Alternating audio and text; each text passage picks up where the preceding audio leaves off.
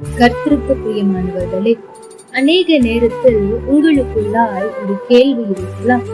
நான் மிகவும் வேதனைப்படுகிறேனே, அதிகமாய் ஆண்டவரிடத்தில் செபிக்கிறேனே, என் கண்ணீரை அவர் பார்த்து கொண்டு தானே இருக்கிறார், ஏன் இன்னும் பதில் கொடுக்கவில்லை?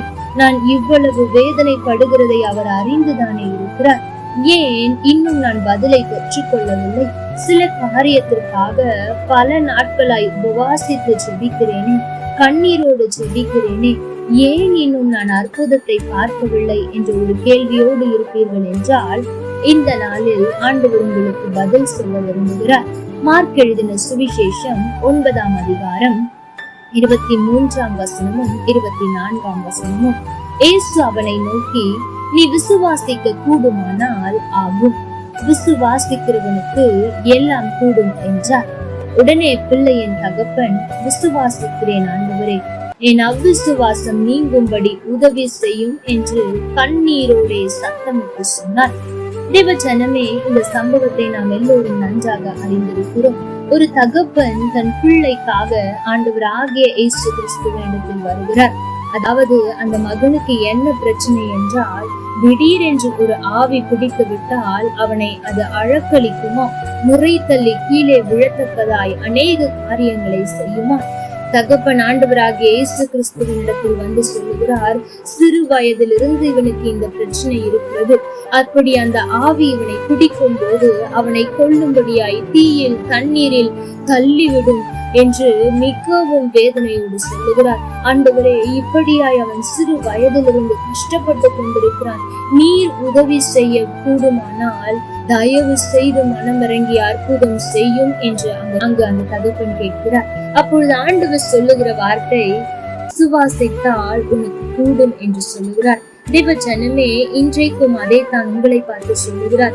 ஏன் சில பிரச்சனைகளுக்கு, சில ஜெபங்களுக்கு நீ பதில் பெற்றுக் கொள்வது இல்லை தெரியுமா? நீதான் காரணம், உன் விசுவாச குறைச்சல் தான் காரணம் என்று ஆண்டவர் பேசிக் கொண்டிருக்கிறார். அற்புதத்தை செய்கிற வல்லமை எனக்கு இருக்கிறது, ஆனால் அதை பெற்றுக் கொள்ளுகிற விசுவாசம் உனக்கு இருக்கிறதா என்று ஆண்டவர் இந்த காலை வேளையில் உங்களை பார்த்து கேட்கிறார். தேவ ஜனமே, அந்த வார்த்தையை அன்றைக்கு ஆண்டவர் அந்த தகப்பனிடத்தில் சொன்ன போது அவன் சொன்ன காரியம் என்ன தெரியுமா?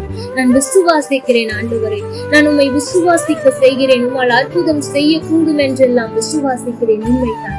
ஆனால் மனுஷர்கள் பேசுகிற பேச்சு அல்லது அந்த ஆவி இவனை பிடிக்கும் போது அவன் கீழே விழுந்து தீயிலும் தண்ணீரிலும் தள்ளும் போது, ஐயோ இவன் எப்படி குணமாவான் என்ற ஒரு கேள்வி வருகிறதே, அது என் விசுவாசத்தை குறைக்க செய்து விடுகிறது. ஆண்டவரே, அதை மாற்றும் என்று கண்ணீரோடு ஜெபித்தான்.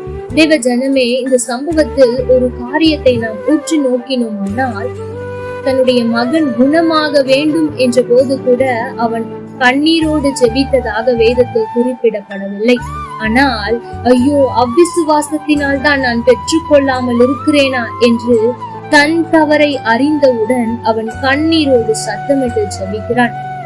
தேவ ஜனமே, ஆண்டவர் உங்களுக்கு அற்புதம் செய்யாமல் இருப்பாரானால் அது வேறு காரியம்.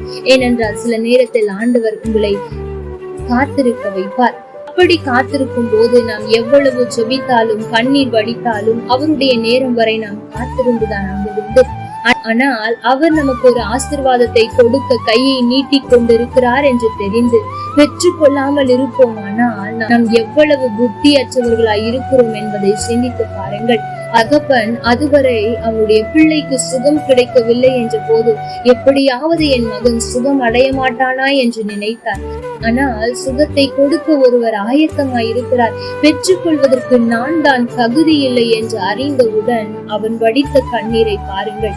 தேவ ஜனமே, இன்றைக்கும் நீங்கள் விசுவாசிக்கிறீர்கள் தான், மற்றவர்களை விட உங்கள் விசுவாசம் பெரியதுதான்.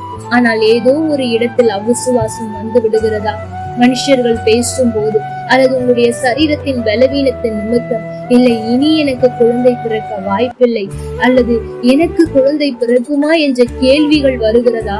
அப்பொழுது அவ்விசுவாசம் உங்களுக்குள் இருக்கிறது என்பதுதான் உண்மை. உண்மையான விசுவாசத்திற்காக ஜெபியுங்கள், அவ்விசுவாசம் நீங்கும்படி ஜெபியுங்கள். அற்புதத்தை செய்ய வல்லமை உள்ளவர் உங்கள் விசுவாசத்தை நிச்சயம் கனப்படுத்துவார். கர்த்தர் தாமே உங்களோடு கூட இருந்து உங்களை ஆசீர்வதிப்பாராக. ஆமென். லைக் பண்ணுங்க, ஷேர் பண்ணுங்க, கமெண்ட் பண்ணுங்க.